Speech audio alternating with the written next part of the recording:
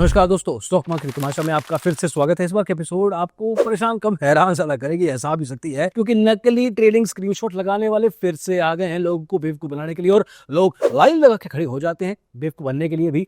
सेबी के बाद अब आरबीआई पीछे पड़ गया है ब्रोकर्स के उनके धंधे को चौपट करने के लिए। ब्रोकर हाथ जोड़ के खड़े हैं कि प्लीज ऐसा मत कीजिए या एटलीस्ट डिले कर दीजिए। देन सुप्रीम कोर्ट पीछे पड़ गया है बैंक्स के, क्योंकि डिजिटल स्कैम के चक्कर में पूरे देश का भंडार हो चुका है। नकली दही के चक्कर में एक लेडी के साथ 80,000 रुपए का स्कैम कैसे हो सकता है, इसके बारे में समझने की कोशिश करेंगे। और लास्ट में गोविंदा, चंकी पांडे, शक्ति कपूर दुनिया को हंसाते जरूर रहे हैं, लेकिन अब एक स्कैम के साथ फंस गए हैं, खुद भी लोगों को भी फंसा चुके हैं और इस चक्कर में उनके ऊपर एफआईआर भी हो चुकी है।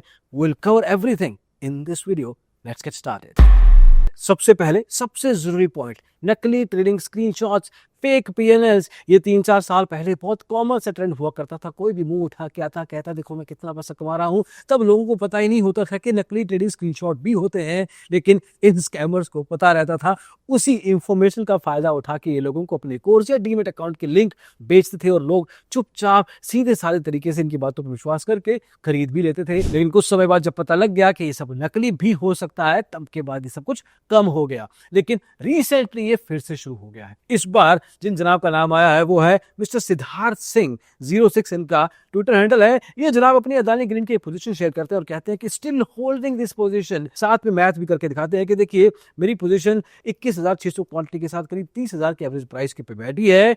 9,18,600 की पोजीशन होनी चाहिए थी, लेकिन इनकी एडिटिंग की मिस्टेक के कारण वो पोजीशन 9,18,60,000 की पहुंच गई। डॉट की जगह कॉमा लगा दिया। मतलब ट्रेडिंग का कोर्स ये चाहे करवाएं ना करवाएं, लेकिन इनको खुद को एडिटिंग का कोर्स तो कर ही लेना चाहिए। इनकी ये नकली स्क्रीनशॉट सतीश थीटा नाम के एक ट्विटर हैंडल ने एक्सपोज की, लेकिन उसके बाद मिस्टर सिद्धार्थ ने अपनी ये पोजीशन, अपनी ये ट्वीट को डिलीट कर दिया। लेकिन तब तक तो बहुत देर हो चुकी थी, क्योंकि ट्विटर या ऑनलाइन स्पेस में जब आपने कुछ डाल दिया तो उसको वापस खींच पाना ना के बराबर होता है। डॉन पकड़ा जा सकता है, लेकिन स्क्रीनशॉट एक बार चला गया वापस नहीं आएगा। तो इस कहानी से क्या सीखने को मिलता है? 2 चीजें। पहला, लोगों के स्क्रीनशॉट देख के अपने फाइनेंशियल डिसीजन मत लीजिए, खुद अकल लगाइए, खुद सीखिए। और किसी सीखना भी है तो इन स्क्रीनशॉट्स के बेस पे मत सीखिएगा। दूसरी चीज, अगर कुछ ऐसी चोरी बाजारी करनी भी है तो यार काम तो ढंग से करो, कम से कम पकड़े तो मत जाओ। खैर, अगली कहानी आई है झारखंड के जमशेदपुर शहर से, जहां पे गोविंदा, चंकी पांडे, शक्ति कपूर, मनोज तिवारी की शूटिंग नहीं, इनके ऊपर एफआईआर हो चुकी है, क्योंकि इन्होंने एक ऐसी इन्वेस्टमेंट स्कीम को प्रमोट किया जो कि एक स्कैम निकली, वो भी 600 करोड़ रुपए का। अब हुआ ये कि प्रमोशन के चक्कर में इन चारों को बुलाया गया, कहा गया आप हमारे इन्वेस्टमेंट स्कीम को थोड़ा प्रमोशन कर दो, लोगों को बता दो कि ये बहुत अच्छी स्कीम है, इसमें पैसा लगा देना चाहिए।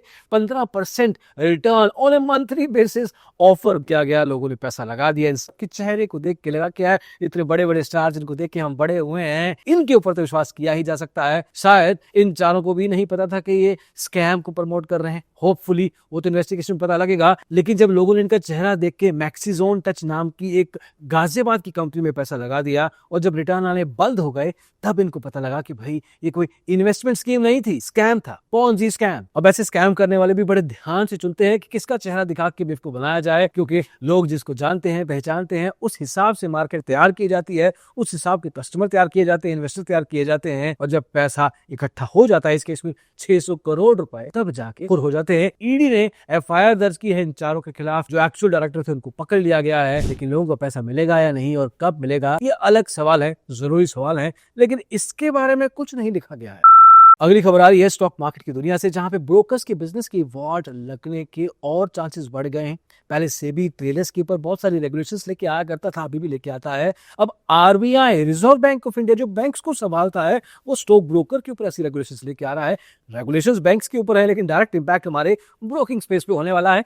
कैसे? अब जो बैंक्स होते हैं जो आरबीआई के अंडर आते हैं, वो ब्रोकर्स को लोन पे पैसा देते हैं ताकि वो अपना बिजनेस चला सके। लेकिन अब जाके आरबीआई को लगता है कि जो स्टॉक मार्केट है बड़ी स्पेकुलेटिव होती है, ब्रोकर्स जो लोन पे पैसा लेते हैं और कोलेट्रल नहीं देते, गिरवी पे सामान बड़ा कम रखते हैं, उसके चक्कर में जब मार्केट का नुकसान होगा, ब्रोकर्स का नुकसान होगा, बैंक्स का नुकसान हो सकता है। और उस नुकसान से बैंक्स को बचाने के लिए आरबीआई ने कहा है कि अगर ब्रोकर को लोन चाहिए तो बैंक को पूरा का पूरा कोलेट्रल देना पड़ेगा। मतलब जो गिरवी पे सामान रखा है उसकी वैल्यू उतनी या उससे थोड़ी ज्यादा ही होनी चाहिए जितना आपने लोन लेना है। अब ये तो हो गया रूल जो कि डायरेक्टली ब्रोकर्स को इंपैक्ट करेगा, लेकिन ब्रोकर्स की एक एसोसिएशन होती है इंडिया में जिसको कहते हैं ANMI। अब ब्रोकर्स ANMI के थ्रू सेबी के पास जा रहे हैं, गुहार लगा रहे हैं कि वो RBI से बात करे कि जो रेगुलेशंस वो लाने की कोशिश कर रहा है एटलीस्ट 6 महीने तक उसके ऊपर हाथ पैर ना मारे जाए, क्योंकि इसके कारण मार्केट के ऊपर डायरेक्ट इंपैक्ट आ सकता है। महंगा हो जाएगा सारा कुछ, उसके चक्कर में ट्रेडिंग एक्टिविटी कम हो जाएगी, ट्रेडिंग एक्टिविटी कम होगी तो लिक्विडिटी कम होगी, लिक्विडिटी कम होगी तो मार्केट में एक्शन नहीं होगा, और मार्केट में एक्शन नहीं होगा तो ब्रोकर पैसा कमाएगा कैसे,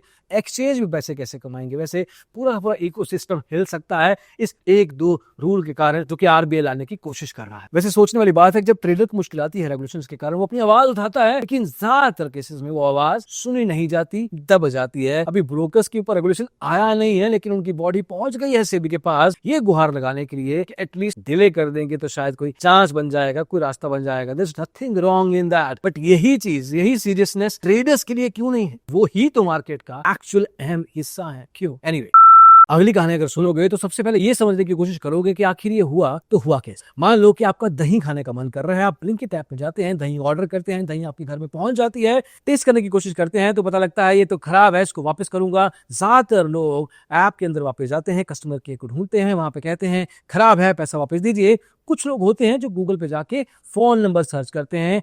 चंडीगढ़ की एक लेडी ने किया, लेकिन ये फोन नंबर सर्च करना उनको बड़ा महंगा पड़ा। सर्च किए हुए नंबर पे वो फोन करती है, सामने से दूसरी पार्टी उठाती है, कहती है जी हाँ मैम, मैं ब्लिंकिट से ही बात कर रहा हूँ, आपके पैसे आपको तसल्ली बख्श वापस किए जाएंगे और साथ में मैं एक्स्ट्रा पैसे भी करवा दूंगा, क्योंकि आपको इनकन्वीनियंस जो हुई है इसके लिए आपको एक ऐप इंस्टॉल करनी है। ऐप का नाम है एनीडेस्क। अब वैसे ही ऐप ज्यादा खतरनाक नहीं होती, ज्यादातर प्रोफेशनल स्पेस में मीटिंग्स करने के लिए, स्क्रीन को शेयर करने के लिए इस्तेमाल की जाती है कि एक डिवाइस का कंट्रोल दूसरे डिवाइस को दे दिया जाए। इस केस में स्कैमर ने इसका इस्तेमाल बेखूबी किया, गलत तरीके से। ऐप इंस्टॉल करवाने के बाद उस लेडी के फोन में जो कुछ भी हो रहा था स्कैमर अपने फोन पे देख पा रहा था। इस ऐप में एक फीचर और भी है कि एक डिवाइस का कंट्रोल आप दूसरे डिवाइस को दे सकते हैं। स्कैमर ने वो डिवाइस का कंट्रोल ले लिया। अब लेडी के डिवाइस को स्कैमर कंट्रोल कर रहा था, नेट बैंकिंग के थ्रू बहुत सारे ट्रांजेक्शन किए, 80,000 रुपए उड़ा दिए। अब बाकी की जितनी भी कहानी हमने डिस्कस की है वो तो जरूरी है ही, लेकिन ये कहानी डायरेक्टली आपके घर परिवार पे भी इस्तेमाल की जा सकती है। एटलीस्ट अपने घर में जितनी भी लेडीज हैं ये वीडियो उनको शेयर कीजिए, उनको ये कहानी बताइए ताकि इस तरह का स्कैम उनके साथ कभी भी ना हो सके, क्योंकि इन लेडी को भी नहीं पता था कि इनके साथ ये स्कैम हो सकता है। मतलब सोचो कि सिर्फ वीडियो को शेयर करने से ही आप किसी के 80,000 रुपए बचा सकते हैं, कितना आसान है।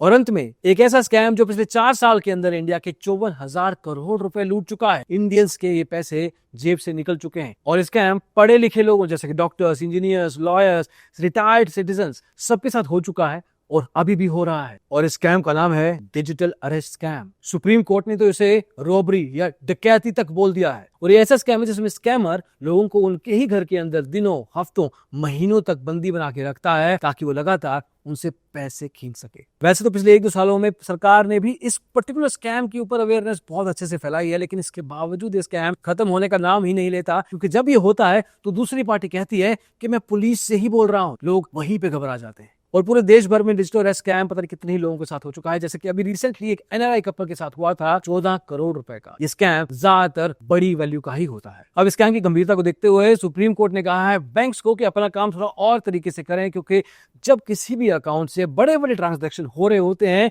तो विक्टिम के अलावा बैंक को भी पता चलता है कि इस अकाउंट से इतनी बड़ी ट्रांसफर हो रहे हैं, क्यों हो रहे हैं। ऐसे सवाल बैंक उस समय क्यों नहीं पूछता है? जब स्कैम हो रहा होता है तो विक्टिम अपने सही माइंडसेट में होता नहीं है। पुलिस का काम तब शुरू होता है जब स्कैम हो चुका होता है।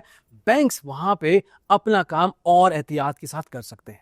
अब बैंक्स अपना काम ढंग से करें या ना करें, लेकिन आप खुद समझ लो कि इन तरह के केसेस में जनरली कभी भी पुलिस आपको फोन करके या वीडियो कॉल पे नहीं कहेगी कि आप पैसा ट्रांसफर कीजिए। और अगर आपको लगता भी है कि वो पुलिस जेन्युइन है तो एटलीस्ट अपने एरिया के लोकल पुलिस स्टेशन में बताइए कि मेरे साथ ये हो रहा है, क्या ये जेन्युइन है या नहीं। एक वीडियो कॉल के बेसिस पे अपनी जिंदगी की कमाई हुई पैसे किसी के हाथ में गलती से भी मत दीजिएगा।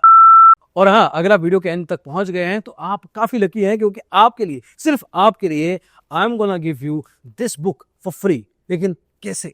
कुछ खास नहीं, इस वीडियो के कमेंट सेक्शन में जाके कमेंट करना है। 1 हफ्ते के बाद जिस कमेंट में सबसे ज्यादा लाइक होंगे उनको हमारी टीम रीच आउट करेगी और ये बुक उनके घर तक पहुंचाई जाएगी। और हाँ, बाकी लोग Amazon पे जाके फ्रॉड फ्री सर्च करके इस बुक को खरीद भी सकते हैं। इस वीडियो को देखने के लिए बहुत बहुत शुक्रिया। Thank you so much.